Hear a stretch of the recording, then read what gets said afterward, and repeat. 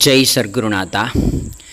இப்போ நம்ம பார்க்கக்கூடிய இந்த பொக்கிஷமான நூல் ஸ்ரீ சாயிநாத சமஸ்தானத்தின் அதிதேவதை ஸ்ரீ ராதாகிருஷ்ணமாயி பாபாவினுடைய பரம பக்தையினுடைய சரித்திரம். இந்த புக்கினுடைய அட்டையையே பாருங்கள்.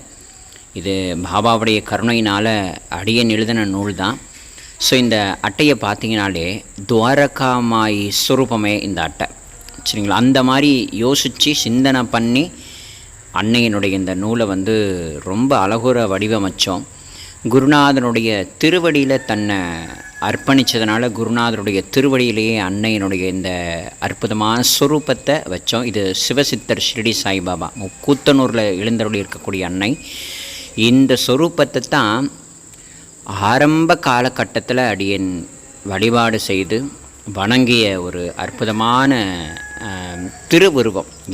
இந்த ரூபம் குரு கிருப்பையால் கிடச்சிது. முக்கியமான விஷயம், நம்ம அம்மா ராதாகிருஷ்ணமாயி ஷிரடியில் வாழும் பொழுது பாபாவினுடைய திவ்யமங்கல ரூபத்தை தன் கைகள்னாலேயே வடிவமைச்சு வணங்கின ஒரு அற்புதமான ஒரு சொரூபம் பாபாவுடைய ரூபம்.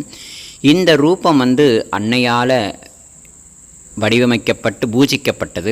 இப்போ யார் வீட்டில் இருக்குது அப்படின்னா கீழே பாருங்கள். ஸ்ரீ ஆயியால் பூஜிக்கப்பட்டு வரையப்பட்ட பாபாவின் சித்திரம் தற்போது துமால் வீட்டில், நாசிக்கில் துமால் அப்படின்னு சொல்லக்கூடிய பக்தருடைய வீட்டில் தான் அன்னையால் சமர்ப்பிக்கப்பட்ட இந்த ரூபம் இருக்குது. இது அம்மாவே துமால் கையில் கொடுத்துருக்கார்.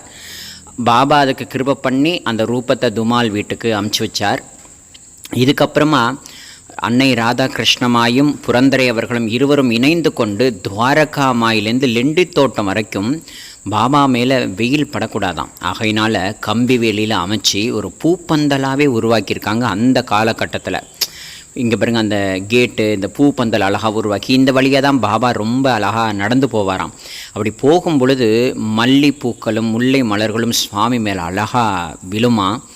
அதெல்லாம் கொஞ்சம் நினச்சி பார்க்கும்போது அன்னையினுடைய சேவை, பாபாவினுடைய எண்ணற்ற அடியார்களுடைய சேவை மனக்கண் முன்னாடி வருது. ஆகையினால் இப்படி ஒரு பொக்கிஷமான நூல்களில் இவ்வளோ விஷயங்கள் அடங்கியிருக்கு.